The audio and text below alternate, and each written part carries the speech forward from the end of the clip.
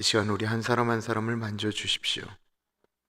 존귀하신 예수님 이름으로 기도합니다. 아멘. 고린도후서 1장 23절부터 2장 11절까지 말씀입니다. 고린도후서 1장 23절에서부터 2장 11절까지 말씀, 하나님의 말씀 교독하겠고 마지막 절 같이 읽겠습니다. 내가 내 목숨을 걸고 하나님을 불러 증언하시게 하노니 내가 다시 고린도에 가지 아니한 것은 너희를 아끼려 함이라. 우리가 너희 믿음을 주관하려고 하는 것이 아니요 오직 너희 기쁨을 돕는 자가 되려 함이니 이는 너희가 믿음에 섰음이라. 내가 다시는 너에게 근심 중에 나아가지 아니하기로 스스로 결심하였노니 내가 너희를 근심하게 한다면 내가 근심하게 한 자밖에 나를 기쁘게 할 자가 누구냐? 내가 이같이 쓴 것은 내가 갈 때에 마땅히 나를 기쁘게 할 자로부터 도리어 근심을 얻을까 염려하며 또 너희 모두에 대한 나의 기쁨이 너희 모두의 기쁨인 줄 확신함이로라. 내가 마음에 큰 눌림과 걱정이 있어 많은 눈물로 너에게 썼노니 이는 너희로 근심하게 하려 한 것이 아니요 오직 내가 너희를 향하여 넘치는 사랑이 있음을 너희로 알게 하려 함이라. 근심하게 한 자가 있었을지라도 나를 근심하게 한 것이 아니요 어느 정도 너희 모두를 근심하게 한 것이니 어느 정도라 함은 내가 너무 지나치게 말하지 아니하려 함이라. 이러한 사람은 많은 사람에게서 벌받는 것이 마땅하도다. 그런즉 너희는 차라리 그를 용서하고 위로할 것이니 그가 너무 많은 근심에 잠길까 두려워하노라. 그러므로 너희를 권하노니 사랑을 그들에게 나타내라. 너희가 범사에 순종하는지 그 증거를 알고자 하여 내가 이것을 너희에게 썼노라. 너희가 무슨 일에든지 누구를 용서하면 나도 그리하고 내가 만일 용서한 일이 있으면 용서한 것을 너희를 위하여 그리스도 앞에서 한 것이니 이는 우리로 사탄에게 속지 않게 하려 함이라. 우리는 그 계책을 알지 못하는 바가 아니로라. 아멘. 사도 바울이 쓴 서신서 중에 교회를 위해서 가장 정교하게 기가 막히게 신학적으로 교리적으로 교회학적으로 이렇게 쓴 책이 있다고 한다면 물론 로마서 갈라디아서도 있지만 로마서 갈라디아서는 그는 뭐 복음 구원론에 대한 핵심이라고 한다면 이 교회 행정 치리 이 모든 것들을 가장 정교하게 쓴 책이 있다고 한다면 그건 고린도 전서라고 이야기를 합니다. 그러면 사도 바울이 쓴 서신서 중에 가장 비논리적이고 가장 앞뒤가 잘 안 맞는 이렇게 읽다 보면 잘 연결이 안 되는 책이 있다고 한다면 그게 무슨 책이냐면 고린도후서예요. 그래서 가장 논리적인 것이 고린도전서라고 한다면 가장 비논리적인 것이 고린도후서입니다.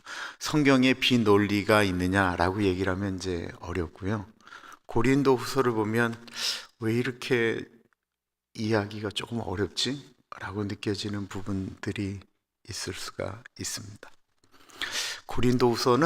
고린도전서는 교회를 생각하면서 사도 바울이 썼다고 한다면 고린도후서는 사도 바울이 자기의 감정적인 부분, 자신의 마음의 상태 혹은 개인적인 것들을 가장 많이 기술했기 때문에 그렇습니다. 그래서 어떤 신학자들은 고린도전서는 고린도 교회를 위해서 썼다고 한다면 고린도후서는 고린도 교인들에게 나 좀 봐줘 라고 하면서 썼다고도 표현을 합니다. 그래서 저희가 고린도후서를 보실 때는 고린도전서는 고린도 교회에 일어나는 문제를 보면서 사도 바울이 어떤 심정으로 썼을까라고 하는 것으로 이해한다면 고린도후서는 사도 바울이 어떤 마음을 고린도 교회에 전달하기를 원했을까? 마치 그 연인에게 내 마음을 좀 알아줘 라고 하는 심정으로 고린도후서를 보면 고린도후서가 좀 더 이렇게 강하게 다가올 수가 있습니다.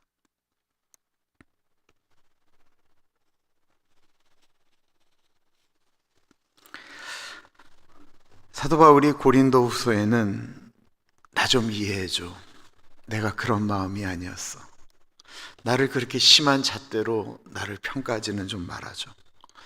사도가 뭐 그래, 지도자가 뭐 그래, 그것도 못 참어 라고 하는 마음이 아닌 인간 나 바울을 좀 봐줘 라고 하는 마음 정도로 이야기를 할 수 있을 것 같습니다. 사도 바울이 고린도 교회를 방문하겠다라고 약속했다가 가지 못하는 일이 발생했습니다. 그게 이제 어저께 우리 김동수 전사님 말씀을 잘해 주셨는데 안 갔어요. 그러자 고린도 교회에서 당장 무슨 얘기가 나오기 시작했냐면, 그러면 그렇지, 이 사도 바울이라는 사람이 이 사도도 아니잖아. 다른 제자들은 뭐 예수님 다 봤지만 뭐 사도 바울이 예수님 한 번이라도 만난 적이 있어. 지가 사도라고 하지. 저게 무슨 사도야. 사도 바울이 뭔 짓을 하는지 잘 모르겠어. 그래도 지도자라고 한다면 목에 칼이 들어와도 자기가 약속한 걸 지켜야지. 뭐 복음, 예수, 십자가에도 있다는 얘기는 많이 하고는 자기는 왜 약속도 안 지켜? 별소리가 많았습니다. 그것에 대해서 내가 왜 고린도 교회를 방문한다고 이야기하고 방문하지 않았는지, 그것이 변명이 아닌 하나님께서 나의 증인이시다. 정말로 억울하면 내 억울함을 너희들이 이해할 수 있다고 한다면 내가 하나님을 증인으로도 부를 수 있다라고 이야기를 하면서 오늘 본문이 시작되어집니다. 23절이에요. 내가 내 목숨을 걸고 하나님을 불러 증언하시게 하노니 내가 다시 고린도에 가지 아니한 것은 너희를 아끼려 함이라. 바울이 자신의 마음을, 내가 내 목숨을 걸고 하나님 앞에서 증언하는데 내가 고린도에 안 간 것은 순전히 너희를 아끼기 위함이라고 이야기를 합니다. 세상에 이런 비겁한 말이 어디 있어요? 약속을 안 지킨 다음에 내가 약속을 안 지킨 이유는 너희들을 아끼기 때문이다 라고 말하고 있는 것입니다. 이게 무슨 말일까요? 이렇게 말하는 이유가 있습니다. 사도 바울은 철저하게 일 중심의 사역자라고 이야기를 하죠.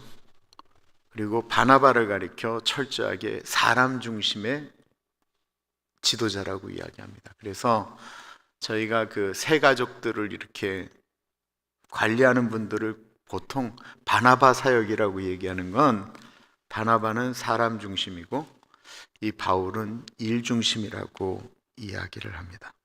이 일 중심의 사람, 요즘 뭐 이렇게 MBTI 같은 걸로 성격을 이야기하면 이 사도 바울은 철저하게 다혈질에다가 담즙질의 사람이에요.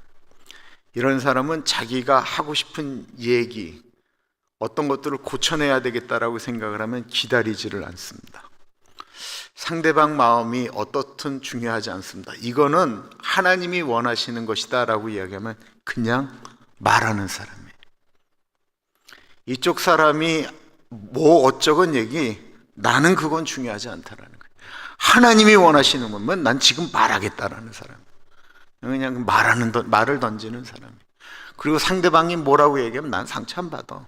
뭐 난 할 일 했는데 뭐. 이렇게 일 중심의 대표적인 사람으로 보통 사도 바울을 이야기를 많이 합니다.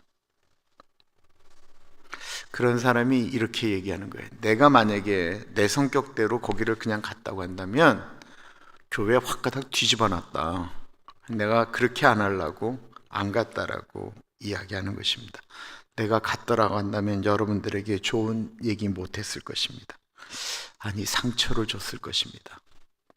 이 사도 바울이 바뀌었나요? 사도 바울이 갑자기 그 성격이 변질되어진 것인가요? 우리도 그러잖아요. 리더가 할 말은 해야지, 고칠 건 고쳐줘야지 라고 이야기할 수도 있잖아요. 사도 바울이 내가 안 간 이유는 여러분들을 아끼기 위함이다라고 이야기한 다음에 그 과정을 오늘 설명을 하고 있는 거예요. 2장 말씀인데요. 이거 좀 우리말 성경으로 읽으면 좀 더 이해하기가 쉬워요. 2장을 볼게요. 이제 나는 또다시 근심 가운데 여러분을 방문하지 않기로 결심했습니다. 만일 내가 여러분을 근심하게 한다면 나로 인해 근심하는 사람 외에 누가 나를 기쁘게 하겠습니까? 내가 이것을 쓴 것은 내가 갈 때에 마땅히 나를 기쁘게 해줄 사람들에게 근심이 없게 하려는 것입니다. 나는 내 기쁨이 여러분 모두의 기쁨임을 확신합니다. 1절에 보면 나는 또 다시 근심 가운데 여러분을 방문하지 않기로 결심했다라고 이야기하는 이 말의 의미는 그 전에 한번 방문했다라는 거예요. 고린도전서를 쓰고 고린도후서를 쓴 중간에 사도 바울은 방문을 한번 했어요. 그리고 그 방문 이후에 내가 또 가겠다라고 약속을 했던 그 약속을 안 지킨 거예요. 그러니까 그 전에 한번 방문을 했어요. 그 전에 방문을 했고 사도 바울의 스타일대로 고린도 교회가 고린도전서에 보면 얼마나 문제가 많아요. 그 문제 가운데 문제가 되는 사람들을 그냥 막 책망하고 그들을 치리하고 막 그렇게 했어요. 그런데 그 방문에서 사도 바울이 얻은 게 하나도 없었습니다. 바울의 권면은 그들에게 통하지 않았고요. 도리어 바울이 나타남으로써 교회에 더 큰 근심이 만들어졌습니다. 교회는 시끄러워졌고 바울에게 책망을 받았던 사람들은 도리어 힘을 내서 바울을 공격하고 교회를 더 어지럽히기 시작했습니다. 바울이 심한 고통 가운데 떠나면서 자기를 위하여 애쓰고 교회를 위하여 힘썼던 분들에게 내가 다시 오겠다라고 이야기를 했었던 것입니다. 그런데 방문하지 않기로 결정한 것입니다. 내가 또 이런 마음으로 갔다가는 교회를 더 시끄럽게 하고 내가 가서 근심을 주면 가장 좋아할 사람은 내가 우리 교회에 근심을 갖게 했던 그 사람 좋게 만드는 일이구나 라고 생각하면서 가지 않기로 결정했다라는 거예요.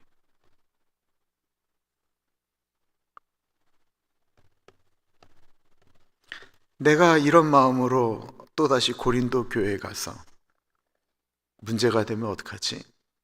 라고 고민했다라는 것입니다. 이런 고민을 해보신 적 있으세요? 이 말을 지금 할까? 조금 있다가 할까? 좀 기다릴까? 지금 갈까? 지금 고치는 게 맞나? 조금 기다리는 것이 맞나? 근데 이게 사도 바울의 성격으로는 참 안 맞는 일이었습니다. 사도 바울이 고린도 교회에 하고 싶은 일이 많았지만 참고 인내하며 갔는데 그 사이에 사도 바울이 안 오니까 사람들이 난리가 또 난 거예요. 거 봐라, 사도 바울 안 오지 않느냐라고 하면서 사도 바울은 고린도 교회를 생각하면서 비껴나갔는데 도리어 그거 갖고 수많은 공격이 나오자 사도 바울이 하나님 앞에 울기 시작했습니다. 하나님 앞에 고통하며 기도하기 시작했습니다. 하나님이 일 중심의 사도 바울을 바꾸기 시작했는지 모르겠어요. 사도 바울이 고린도 교회에 방문했다가 받은 상처가 너무 컸고 아팠는지도 모르겠어요. 사도 바울이 하나님께 고린도 교회를 향하여 기도만 하면 눈물을 주시는 거예요. 사도 바울은 가지는 못했지만 대신 자신의 마음을 내가 여러분들에게 갖는 마음은 그런 것이 아닙니다 라고 하는 것을 사도 바울답지 않게 눈물로 편지를 썼습니다. 그 내용이 바로 4절입니다. 내가 마음에 큰 눌림과 걱정이 있어 많은 눈물로 너에게 썼더니 이는 너희로 근심하게 하려 한 것이 아니요 오직 내가 너희를 향하여 넘치는 사랑이 있음을 너희로 알게 하려 함이라. 왜 울지요? 사랑하기 때문에 우는 것입니다. 사랑하지 않으면 상처를 준 사람을 향하여 울 필요도 없고 안 보면 되는 거예요. 우리가 수많은 사람들을 안 보면 된다라고 생각하는 건 사랑하지 않기 때문이죠. 내가 저 사람을 사랑하지 않는데 뭐하라 그 사람을 향하여 울고 그 사람을 또 만날 필요가 있겠어요. 사도 바울은 이 눈물의 편지를 쓰기까지 얼마나 많은 기도와 고통의 시간을 보냈는지 모릅니다. 아쉽게도 이 눈물의 편지가 사라졌어요. 어떤 분들은 이 고린도후서가 좀 뒤죽박죽이라고 그랬잖아요. 고린도후서 11장부터가 이 눈물의 편지를 뒤로 붙인 것이다 라고도 이야기를 해요. 또 그렇게 읽으면 또 그렇게 느껴지기도 해요. 눈물의 편지를 써보신 적이 있으신가요? 아니면 눈물의 편지를 받아보신 적이 있으신가요? 반응이 없으신 거 보니까 연애들을 안 하셨나 봐요. 이 눈물로 쓴 편지는 이렇게 옛날에 나 볼펜 아니면 만년필로 썼잖아요. 편지를 썼는데 거기에 눈물이 떨어지면 이게 탁 떨어지면서 이 글씨가 잘 안 보이잖아요. 사도 바울은 이 눈물의 편지를 디도에게 전달을 해서 고린도로 보냅니다. 그리고는 기다리는 거죠. 편지를 쓴 다음에 사도 바울이 이제 나는 내 할 일 다 했다. 이제는 그 편지를 받고 고린도 교회가 어떻게 되든지 말든지 이제는 이거는 내 손을 떠난 것이다 라고 생각했을까요? 편지를 보내면 어떠세요? 전체적인 카톡 말고요, 개인적인 카톡을 보냈을 때 경험이 있으셨는지 모르겠어요. 개인적으로 카톡을 보냈어요. 카톡을 보냈는데 상대방이 읽었으면 분명히 나한테 무슨 얘기를 전달해 줄 텐데 이렇게 보니까 아직 안 읽었어요. 그러면 자꾸 궁금하면 보게 되잖아요. 이건 궁금해서 보는 거예요. 근데 카톡을 보내서 상대방이 그걸 읽었어요. 분명히 무슨 대답을 해줘야 되는데 대답이 없어요. 아니 뭐 보낸 다음에 안 봤을 때는 이 위장 장애가 일어나지 않았는데 분명히 내가 보냈는데 상대방이 봤는데 대답이 없는 거예요. 이게 1시간이 지나고 2시간이 지나고 3시간이 지나고 4시간이 지나고 5시간이 지나고 막 이렇게 되어지면 그때 기분이 어떠세요? 내가 뭐 잘못했나? 읽어보고 또 읽어보고 또 읽어보고 내가 뭐 실수했나? 뭐 나에게 화가 나는 일이 있나? 별별 생각이 다 들지요. 많은 생각이 듭니다. 그러다가 그쪽에서 급한 일이 있어갖고 답장을 못했어요. 죄송해요 하고 그러나 딱 올라주면 언제 올라왔던 위산이 갑자기 싹 내려가면서 평안이 오잖아요. 이게 다 경험하시죠? 근데 몇 번 경험한 다음에 가능하면 제가 카톡 시간 정해서 보잖아요. 제가 잘 안 봐요. 저 건 카톡 소리도 안 나요. 어쨌든 누가 개인적인 걸 보내면 그때는 읽으면 재빨리 그냥 바로 보내드리려고 애는 씁니다. 제가 경험했기 때문에 그래. 사도 바울이 마찬가지죠. 한번 생각을 해보세요. 눈물로 한참을 시간을 보내고 내가 그런 것이 아닙니다라고 하면서 이 눈물로 편지를 썼어요. 눈물로 편지를 써서 이거를 보냈는데 대답이 안 오는 거예요. 그러니까 사도 바울이 아무것도 못하고 너무 힘들어요.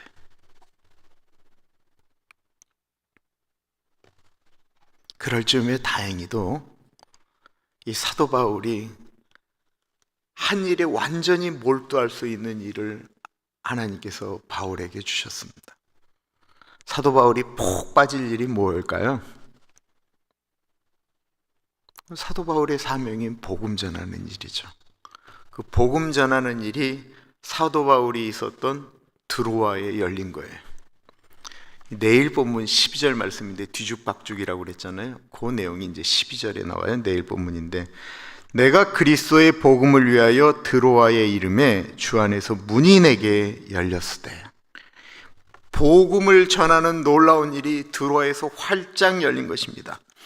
고린도 교회에 편지를 보내고 그 답장을 갖고 와야 될 디도가 오지 않아서 막 마음 조아리고 근심하고 고통하고 있는데 복음을 전하는 일이 활짝 열린 거예요. 이제 바울이 드로아에 가서 복음을 전하고 회당에 모여서 사람들을 가리키면 예수님을 믿는 사람들이 불일 듯 일어나는 일이, 내가 그리스도의 복음을 위하여 드로아의 이름의 주 안에서 문이 활짝 열렸다라고 이야기하고 있습니다. 세월이 약이라고 이제 그 일에 미친 듯이 들어가면 고린도를 완전히 잊을 수도 있을 것 같습니다. 고린도는 오늘날에 말하면 그리스고요, 이 드로아는 오늘로 말하면 터키 지방이에요. 아주 가까운 거리지만 배를 타고 가면 4일을 가야 되는 길이니까 아주 먼 외국이죠, 외국. 우리가 지금 한국도 하루면 가는데 한 12시간이면 가는데 4일을 거쳐서 가야 되니까 이거 완전히 먼 외국이에요. 근데 드로아에서 복음의 길이 열렸다라는 것입니다. 그때 사도 바울이 그렇게 마음 졸이고 있을 때 하나님께서 복음의 문을 열어주셨을 때 사도 바울이 어떻게 했을까요? 13절입니다. 내가 내 형제 디도를 만나지 못함으로 내 심령이 편하지 못하여 그들을 작별하고 마게도냐로 갔노라. 말이 돼요? 천하의 사도 바울이 복음의 문이 활짝 열렸는데 디도가 아직 고린도 교회 사람들이 어떻게 달라졌는지, 그들이 내 눈물의 편지를 보고 어떻게 반응을 했는지를 모르기 때문에 마음이, 앞에 추수할 일꾼들이 너무, 일구할 사람들이 너무 많은데도 불구하고 마음이 편하지가 못해서 복음을 전하기는커녕 견디지를 못하는 거예요. 기다리지를 못하는 거예요. 그래서 드로아에서 결국은 고린도로 배를 타고 떠났다라는 것입니다.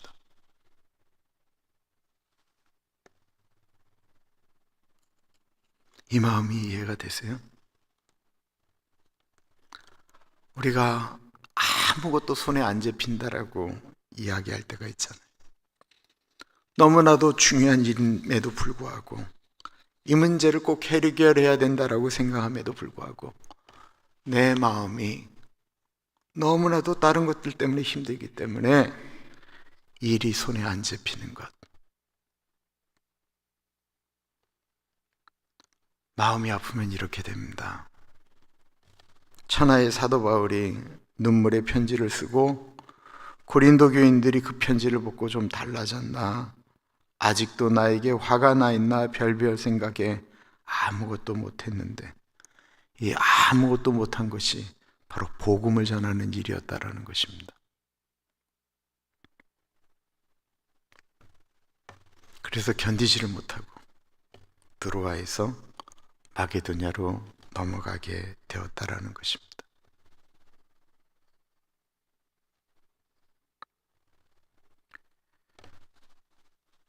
그렇게 기다리는 동안 사도 바울이 고린도에 갔으면 심하게 책망할 사람들은 어떻게 되었을까요? 너무나도 놀랍게도 바울이 가지 않고 눈물의 편지를 썼는데 그 눈물의 편지를 보면서 고린도 교회가 자체적으로 그 문제를 해결했습니다. 사도 바울과 부딪힌 사람들은 사도 바울을 근심하게 만든 것이 아니고 고린도 교회를 근심하게 만든 것이죠. 5절과 6절이 그 얘기를 하는 거예요. 근심하게 한 자가 있었을지라도 나를 근심하게 한 것이 아니요 어느 정도 너희 모두를 근심하게 한 것이니 어느 정도라 함은 내가 너무 지나치게 말하지 아니하려 함이라. 이러한 사람은 많은 사람에게서 벌 받는 것이 마땅하도다. 조금 어려워요. 우리말 성경으로 다시 한번 읽어볼게요. 만일 누가 근심하게 했다면 그는 나를 근심하게 한 것이 아니라 일부 사람들을 근심하게 한 것입니다. 너무 심한 말을 하지 않으려고 일부 사람들이라고 했지만 사실은 여러분 모두를 근심하게 한 것입니다. 그러한 사람에게 여러분은 이미 충분한 벌을 내렸습니다. 일부 사람을 근심한 게 아니고 공동체를 다 근심하게 만들었다라는 거예요. 그래서 고린도 교회 자체 내에서 그러한 사람들, 문제를 일으킨 사람들에 대한 일 처리를 했습니다. 이제 다시 상상을 해보게 됩니다. 사도 바울이 고린도 교회를 세우고 고린도 교회에 문제가 발생하자 고린도 전서를 씁니다. 사도 바울이 고린도 교회가 문제가 발생했을 때 그 교회를 방문하죠. 사도 바울은 당연히 자기가 하면 그 문제를 해결할 줄 알았는데, 이건 이거고 저건 저거고, 이 사람은 이렇게 하고 저 사람은 저렇게 하고 막 다 얘기를 하고 칼질을 했는데, 문제가 해결되기는커녕 네가 사도냐 부터 해갖고 별별 소리가 다 나오는 것입니다. 더군다나 고린도전서를 보시면, 아니 사도 바울이 옛날에 이 교회를 거쳐간 목사 중에 하나인데 왜 갑자기 와갖고 자기가 원로 행세하느냐 라고 하는 이야기까지 나왔거든요. 이런 갈등 가운데 상처를 받고 물러난 거예요. 그러면서 내가 다시 오겠다라고 얘기를 했는데, 사도 바울이 기도하면서 생각해 보니 나의 지금 마음이나 이 상태를 가지고 또 고린도 교회 상태를 보니까 지금 가면 그 전에 갔을 때보다 더 심하면 심하지 문제가 해결될 것 같지가 않아요. 그래서 눈물의 편지를 썼던 것입니다. 그러자 이 편지를 받은 사람들이 자체적으로 사도 바울에 대한 이해와 더불어서 교회의 문제를 해결한 것이죠. 그 이야기를 사도 바울이 디도한테 듣고 이 고린도후서를 이제 다 쓴 것입니다. 이제 그림이 그려지죠. 바울은 기도하면서 기다렸고요. 그리고 그 기다림의 열매를 얻게 된 것입니다. 그리고 이제 사도 바울은 그때 문제가 그렇게 처리된 것을 알았기 때문에 그 사람들을 좀 용서해 주라고 공동체에다가 이야기를 합니다. 모든 사람들에게, 사도 바울에게도 고린도 교회에게도 치리한 사람에게도 치리받은 사람들에게도 이게 시간이 흘렀기 때문에 그래요. 우리는 이게 뭐 그냥 고린도 후서를 쭉 읽으니까 그렇지만 지금 시간적으로 보면 얼마나 많은 시간이 이게 흘러간 때이겠습니까? 시간의 흐름이라고 우리는 이야기를 합니다. 시간이라고 하는 게 이렇게 흘러가죠.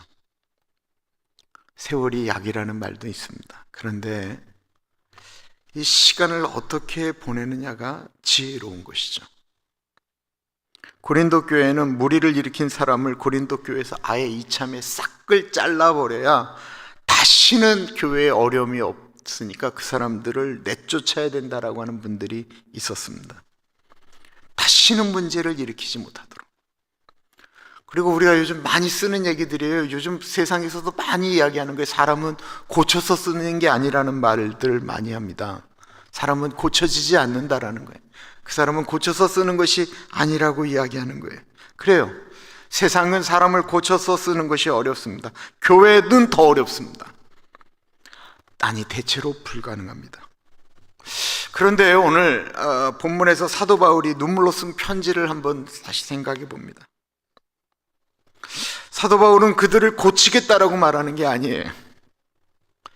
예수님이 우리를 고치겠다라고 말씀하신 것이 아니에요. 예수님은 우리를 사랑하셨어요. 예수님이 우리를 언제 고쳤어요? 우리의 성질을 바꿨어요? 뭘 바꾸셨어요? 우리가 예수님 믿은 다음에 우리가 예수님에 의해서 뭐가 바뀌어졌어요? 근데 바뀌었거든요. 예수님은 우리를 위하여 십자가에서 죽은 사랑 외에 더 큰 무언가를 하신 적이 없습니다. 사도 바울이 그거 알고 있는 거예요. 7절과 8절입니다. 그런즉 너희는 차라리 그를 용서하고 위로할 것이니 그가 너무 많은 근심에 잠길까 두려워하노라. 그러므로 너희를 권하노니 사랑을 그들에게 나타내라. 사도 바울이 눈물이 원래 있는 사람입니까? 아까 얘기했던 이 다혈질, 담즙질 뭐 이런 사람은요 눈물이 없어요. 이 최초의 순교자 스데반 집사를 사람들이 돌로 쳐 죽이는 일에 앞장섰던 사람 아니에요. 사람을 돌로 쳐 죽이는데 저건 죽어 마땅하다라고 생각했다라고 이야기하는 사람이에요. 예수 믿는 사람들, 어른, 아이들 할 거 없이 남녀노소 그냥 잡아 죽이는데 혈안이 돼서 사람들을 동원해서 그 권리를 받아서 사람 죽이겠다고 쫓아다녔던 사람이 이 사도 바울이에요. 그가 배움이 없었나요? 얼마나 많은 그리스의 철학을 배운 사람이에요. 그가 도덕을 안 배웠어요? 다 배웠어요. 근데 그가 눈물의 사람으로 바뀐 이유는 그를 사랑한 예수님 때문이었다라는 것입니다. 우리가 감히 어떻게 용서를 해요? 예수님의 사랑을 깨닫는 순간 나는 용서할 수 없지만 용서할 수 있는 마음을 하나님이 주시니까 하는 거죠. 우리는 누구를 용서해도 돼, 안 용서해도 돼, 누구를 이렇게 해도 돼, 안 해도 돼 라고 이야기할지 모르겠지만 사도 바울이 오늘 본문에 굉장히 중요한 얘기를 합니다.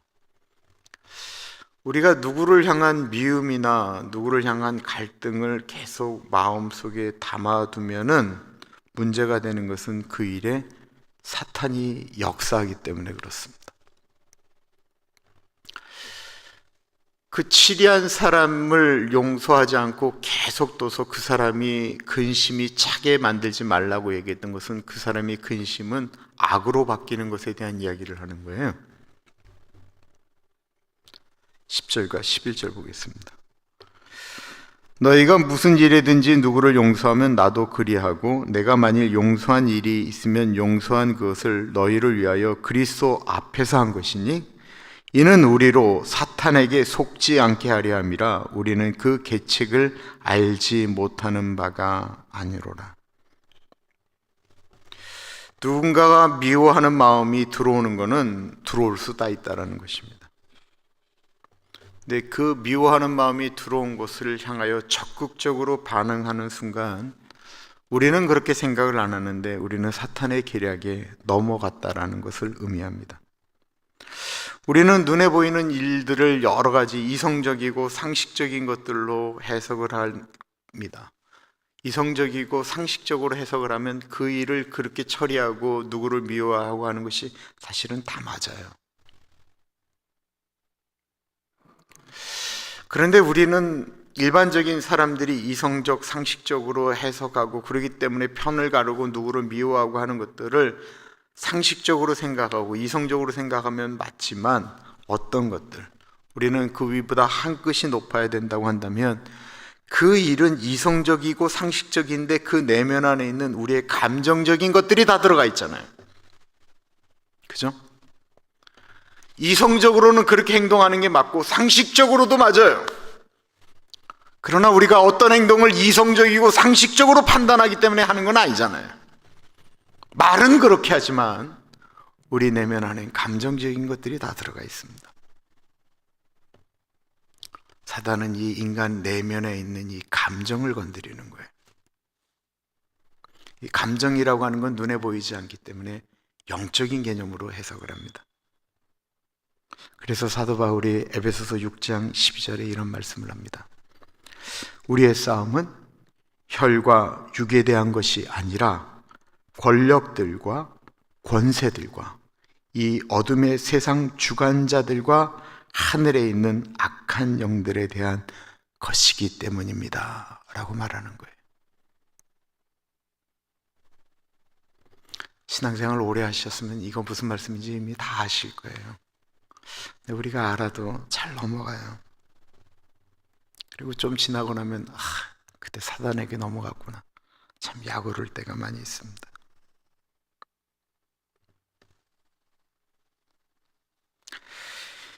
이 어둠의 악한 영들에 대한 싸움, 영적 전쟁이라고 얘기하니까 우리가 막 기도하면서 하는 영적 전쟁도 있지만 이 영적 전쟁은 어떨 때는 기다림의 문제입니다. 어쩔 때는 침묵의 문제입니다. 이 싸움이에요. 말하고 싶은데 말하지 않는 것 얼마나 힘들어요. 이 싸움.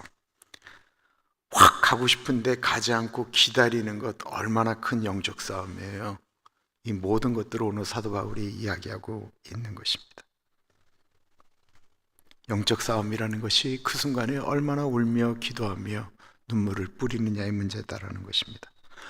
마시멜로 이야기라고 하는 책, 굉장히 유명한 책이에요. 2005년도에 나온 다음에 막 엄청난 게 팔렸어요.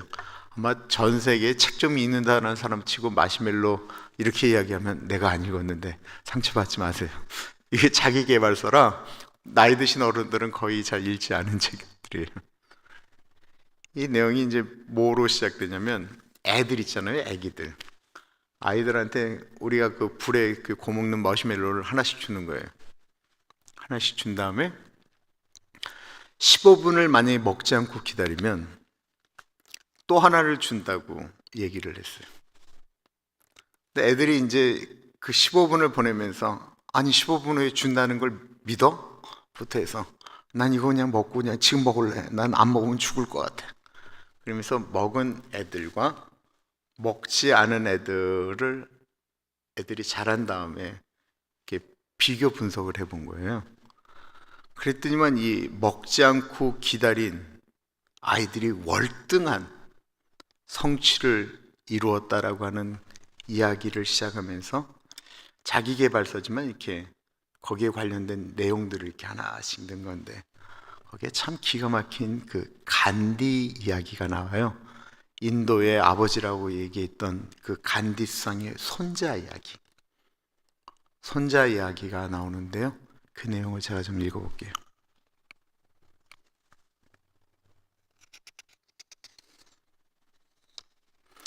간디의 손자 아룬이 어느 날 아침 차를 몰고 아버지를 사무실까지 모셔드린 적이 있었는데, 도착 후 아버지는 아룬에게 차가 소리가 심하게 나니 정비소에 가서 수리하고 늦어도 오후 5시까지는 다시 사무실로 돌아오라고 했습니다.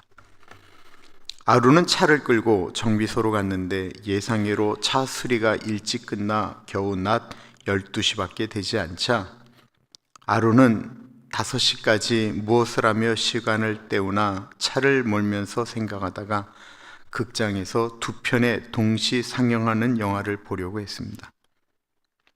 차를 주차한 후에 영화관에 들어가 영화를 보기 시작했습니다. 너무나도 재미있는 터라 시간 가는 줄 모르고 있다가 마지막 자막이 올라갈 때야 비로소 황급히 시계를 보았더니 이게 웬일입니까?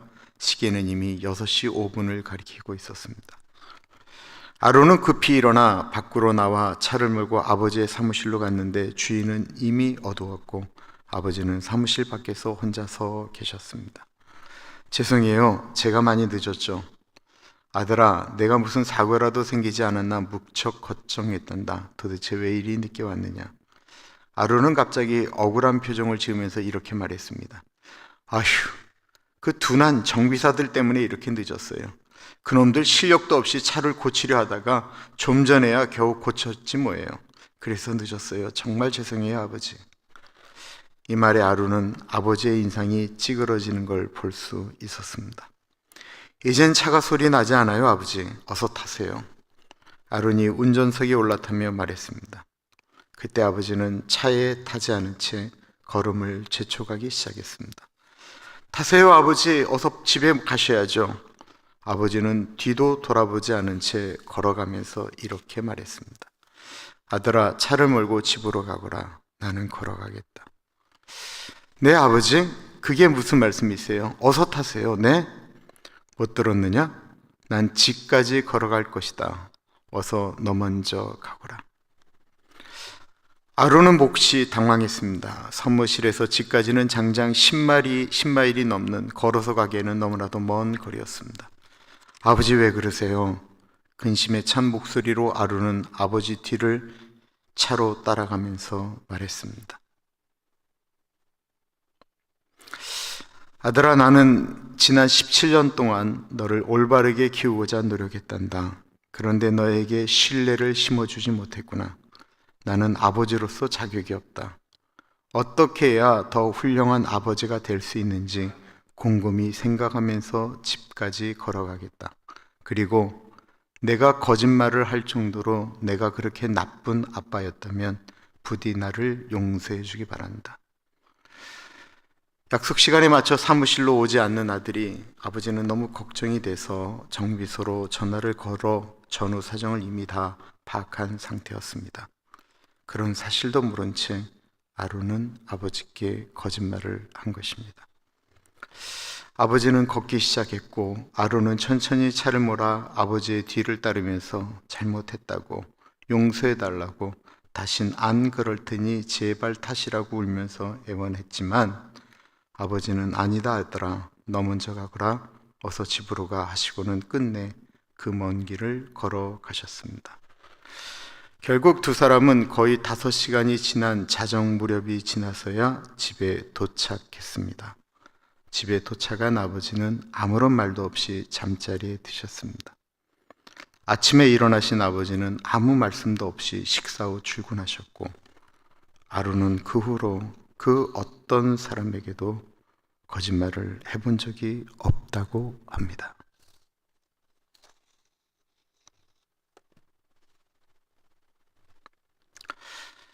한국 아빠였다면 어떻게 했을까요?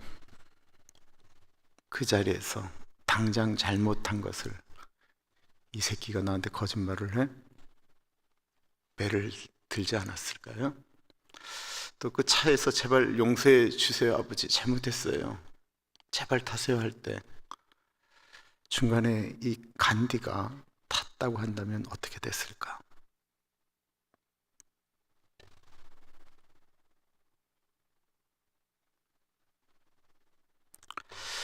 사도 바울은 고린도 교회를 방문하러 가기보다는 눈물로 기도하며 편지를 쓰고 그리고 그 시간을 마음 졸이며 마음이 상하기까지 기다렸습니다.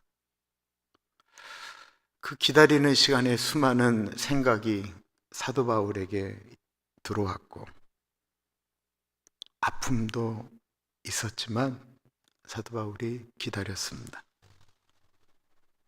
그랬더니 기쁨이 찾아왔습니다. 예수님, 오늘도 우리를 사실 기다리고 계시죠. 예수님이 우리에게 원하시는 것들이 있잖아요. 오래 기다리시면서 오늘이면 괜찮을까? 라고 하면서 늘 기다리십니다.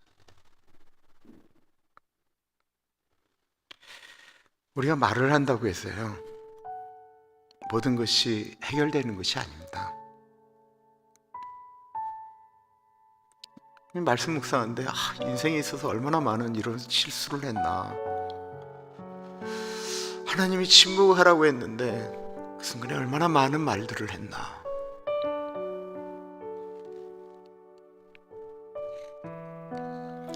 주님께서 우리에게 좀 기다리라고 하면 좀 기다리면 참 좋은데,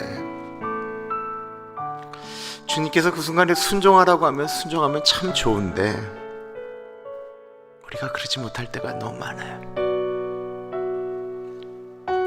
우리 다시 한번 아까 불렀던 찬양 같이 하겠습니다.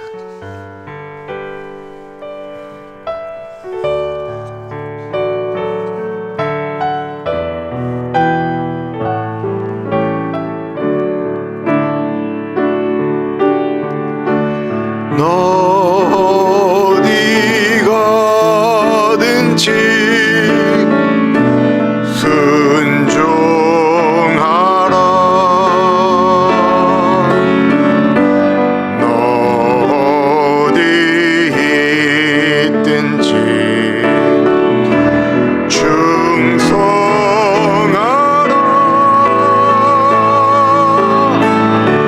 주 너의 왕 대신 주 영원히 주님만 찬양하라. 너 무엇하든지 진실하라. 너 무엇하든지 진실하라.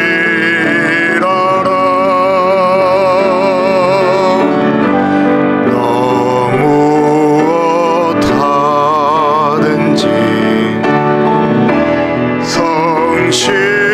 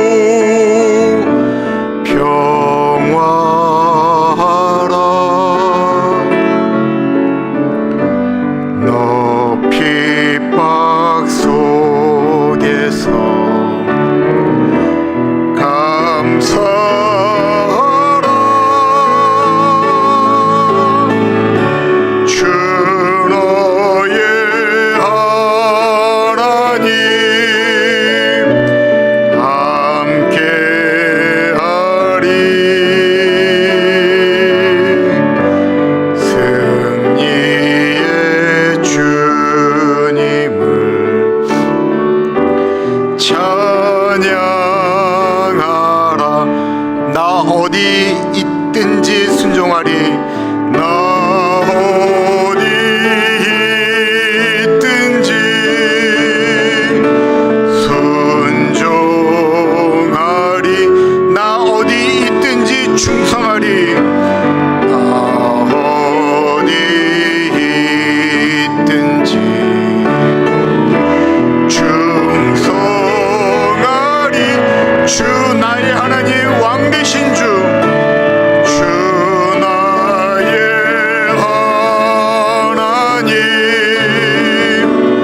왕 되신 주, 영원히 주님만 찬양하리. 영원히 주님만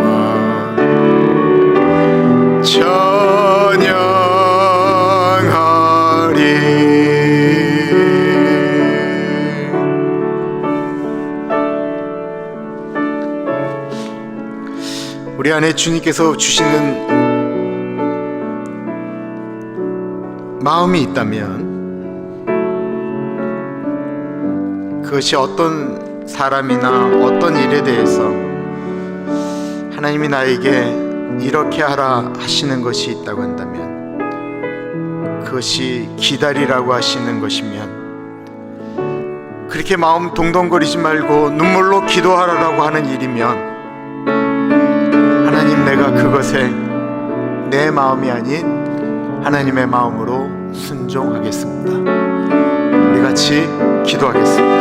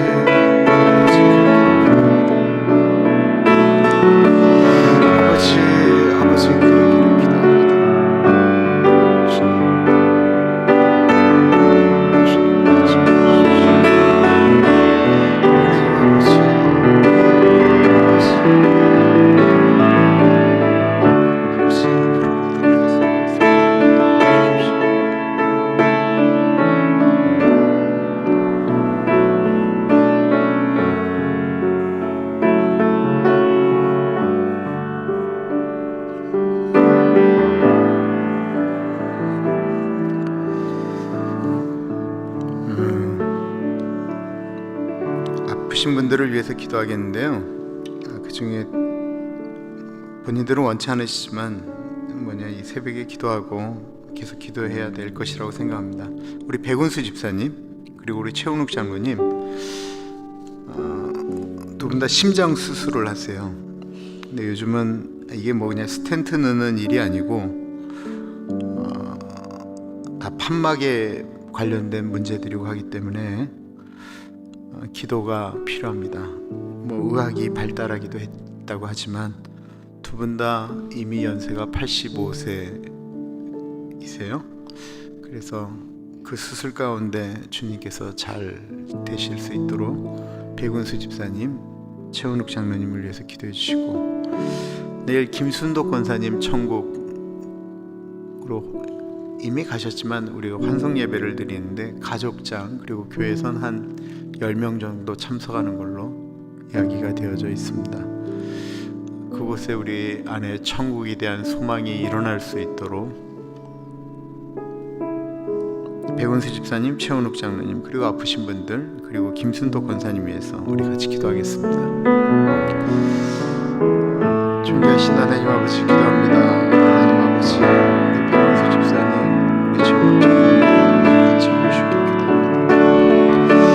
하나님 아버지 이미 나이가 드시고 연로하신 우리 두 어른들 가운데 같이 계시고, 하나님 아버지가 주시는 은혜 가운데 거할 수 있도록 하나님 인도하여 주시기를 주님 의사 선생님들 가운데 같이 계시고, 하나님 아버지 수술하는 그날 하나님 힘들어하지 않으시도록 하나님 도와주시기를 간절히 기도합니다. 성령 하나님 같이하여 주십시오. 아버지 우리 목자 권사님, 박민주 권사님, 하나님 아버지 우리 강준 권사님, 하나님 아버지 우리 성보석 전문들, 하나님 우리 아프신 분들 한 분 한 분 가운데 같이 하시고, 하나님 주시는 은혜 가운데 하나님 들어가실 수 있도록 하나님 도와주시기를 간절히 기도해요. 아버지 그러실 수 있도록 하나님 인도하여 주시고 동행하여 주옵소서. 아버지 같이 하여 주시기를 기도드립니다. 성령 하나님 같이 하여 주시고 도와주옵소서. 아버지 같이 하여 주시기를 간절히 기도합니다.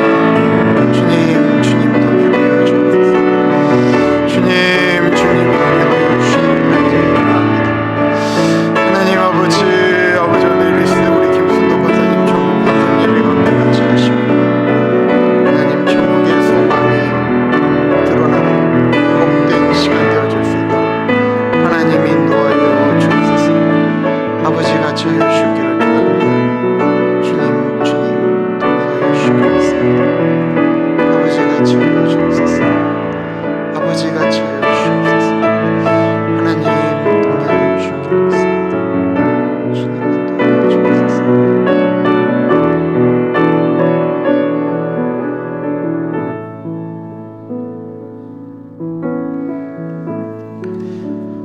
저희 교회는 나이 드신 어른들을 섬기는 것과 또한 다음 세대들을 준비하는 두 가지를 다 해야 됩니다.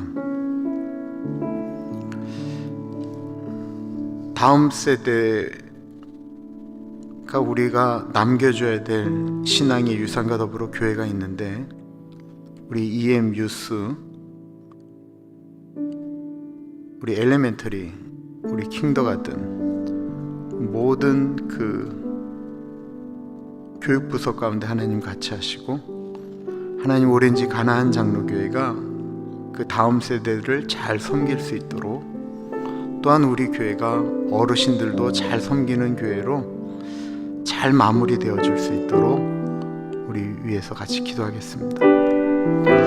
존귀하신 하나님 아버지 우리 다음 세대를 위하여 기도합니다. 하나님 우리 킹더가든 우리 엘리에스 섬기는 우리 은혜란 목사님 가운데 같이 해주십시오. 하나님 아버지 우리 초등학교를 섬기는 우리 제시카 전사님 가운데 같이 하시고, 우리 아이들과 만들어가는 하나님 아버지 우리 초등학교에 하나님 주신 은혜가 있도록 하나님 이번에 수련회 갔다 와서 아이들 가운데 있는 은혜가 계속해서 흘러갈 수 있도록 하나님 인도해 주십시오.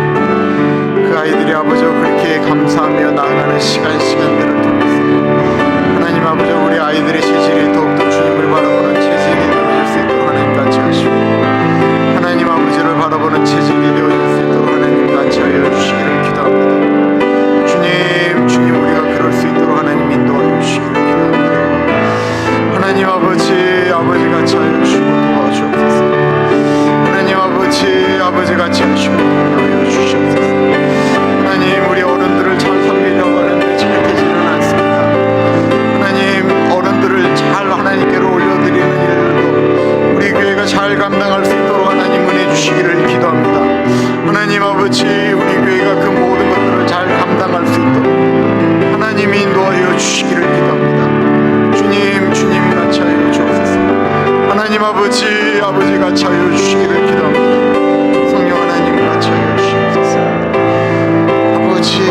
아버지와 같이 하여 주옵소서. 하나님 아버지, 아버지, 아버지, 아버지, 아버지.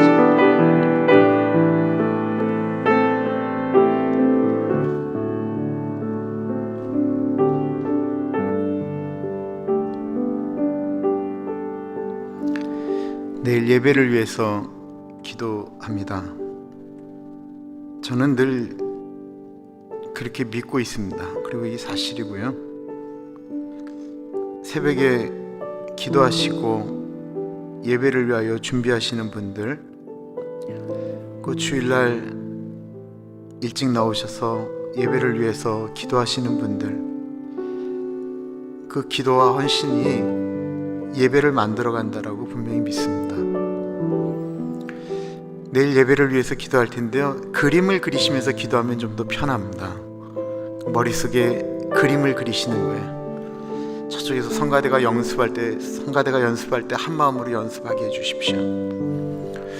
내일 식사를 준비하는 분들, 도시락 같은 게 나오지만 그것이 순차적으로 잘 진행되어서 예배 후에 불편함이 없게 하시고, 앞에 찬양팀을 위해서 기도할 때 박진 집사를 비롯한 분들 가운데 찬양팀을 위해서 기도해 주시고, 그리고 예배, 기도자 모든 것들이 이렇게 주의 은혜 가운데서 흘러갈 수 있도록 내일 예배를 위해서 기도합니다. 기도하겠습니다. 하나님 아버지, 내일 드려지는 예배 가운데 같이 하여 주시고, 하나님이 주시는 은혜가 예배 가운데 흘러갈 수 있도록 도와주시고, 성령 하나님 같이 하시고 도와주옵소서. 하나님 아버지 같이 하여 주시고, 하나님 아버지 같이 하여 주시고, 하나님 아버지 같이 하여 주시고, 성령 하나님 같이 하여 주시고, 하나님 아버지 같이 하여 주시고, 성령님 우리 목회자 한 사람 한 사람들을 주의 보혈로 덮어주시고 은혜로 덮어주셔서 하나님 아버지 주의 은혜 가운데 예배드리며 나아갈 수 있도록 인도해 주시고, 준비하는 모든 성도들 가운데 하나님 아버지 같이 하여 주옵소서. 하나님 아버지 같이 하여 주시고, 주님 동행하여 주시고, 아버지 같이 하여 주옵소서. 아버지 같이 하여 주옵소서. 준비하신 주님 같이 하시고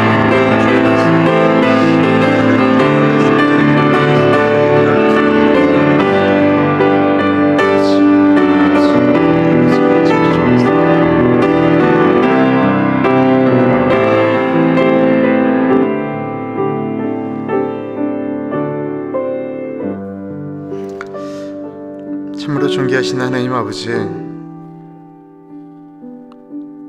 사도 바울의 마음이 읽혀지는 고린도후서를 묵상하게 됩니다. 바울이 이렇게 감정적일 수 있나? 바울이 자기의 마음 때문에 복음이 전파되어지는 것을 멈추었다고? 이러저런 것들을 우리가 보면서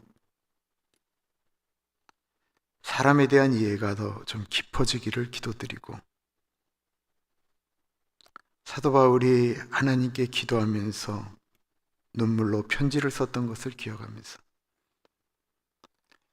하나님 아버지, 우리도 사람을 사랑하기 때문에, 예수 그리스도 안에서 그 사람들을 품기 때문에 우리 안에도 영혼을 사랑하며 올 수 있는 그 마음을 우리에게 주시기를 기도드립니다.